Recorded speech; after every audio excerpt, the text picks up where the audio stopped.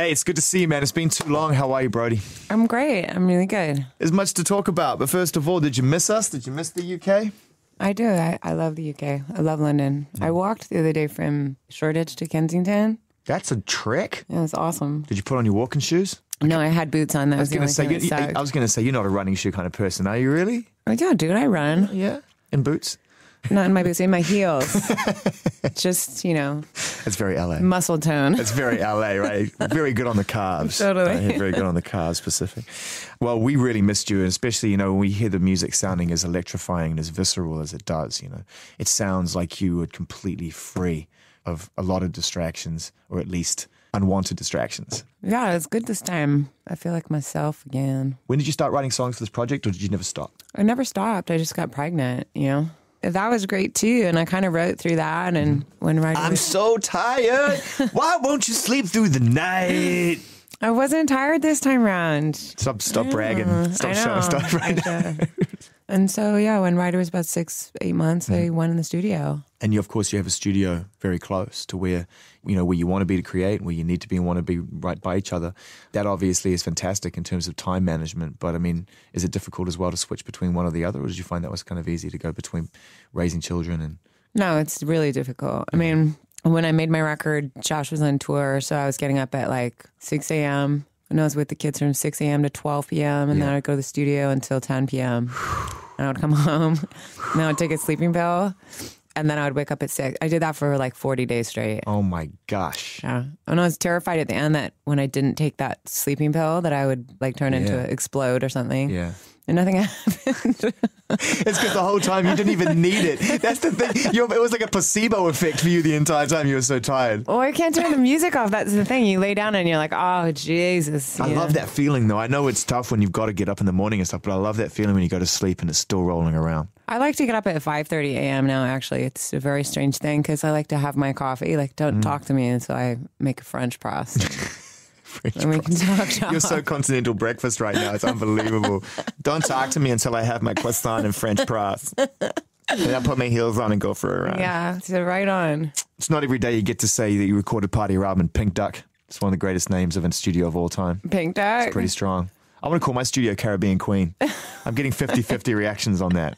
Oh, Pink Duck is a nickname. It's Camille's nickname. But everything is duck in the Dalle, Hom or Homie Dalle. Oh, baby duck. Yeah. Everything's a duck. There's a duck for every occasion. You get a chance when Josh came back from tour, obviously you guys, I'm sure the collaboration process is a beautiful thing. The chemistry you have is evident because of the family you've raised and the relationship you have. But going into the studio for your project, I'd imagine he's actually a very generous collaborator and he gets out of the way. He's so stoked right now. I just got off the phone with him on the way here, and he's just like in dad heaven. He's just lapping it up. He's hot. He's happy. He needs some time just to chill.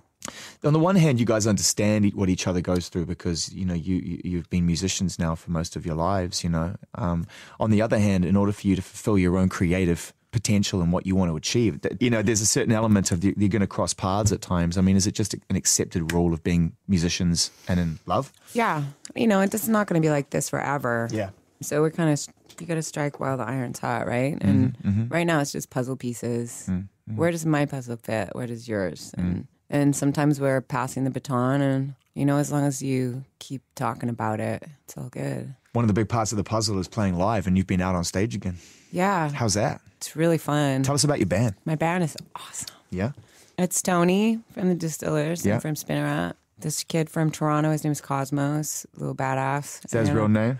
Yeah, Cosmo. Damn, those Canadians. When did they start getting cool? And then I got an Aussie on the drums. Get out. Scott. Get out. We're not having that. Yes, we are. No, they're good at playing drums. That's very good. That's what Australians are good at, is hitting things hard. They're very good at playing drums.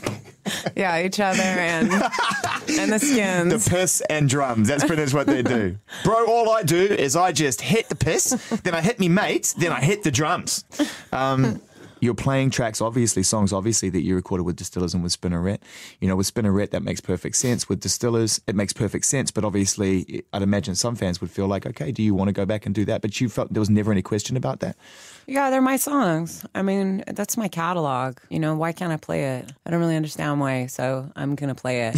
Good for you. And, you know, I also don't want to give my whole record away just yet. Oh, that's so cool 10 right now. songs of, like, music people have never heard before is tedious for me, even. Just to see everyone's face, like, what is this? I don't think I can handle that. So I'd be enjoying it if I didn't get the impression that she wasn't enjoying it. That's not really what I meant, but you know. I know what you mean. I think it's cool. I think it's a generous approach, you know, from artist to fan. I think a lot of the time people feel in this day and age the way music gets distributed so quickly and freely, and you can make those songs sound fresh. Is that what's happening? Do Distillers songs change over time as you do? They sound great. They're just as exciting to play as they were back then. It's a lot of cardio, though. Running on my heels is really helping. Well, speaking of fitness, how are the calluses on the fingers? I mean, it's one thing to write songs and play in the studio, but we got to go play live. It's a whole other energy. I don't have any. I have, like, wrist burn, though, from rubbing on the guitar, you know, like cuts. Playing live is a whole other workout, right, compared to what you do. You can be thoughtful in the studio and take your time and get it right, but when you play live, how did you feel after the first show? I don't remember it. It was such a blur. It really was. I don't think I was even there. I was on Walkabout. Were you nervous before you went on? Yeah, I think I just blacked out the whole time. Amazing. So this new album that we have from Brody Dalle is coming very soon, called Diploid Love. You guys and your weird love, man. There's so much weird love going all the time with your camp. What does Diploid Love mean?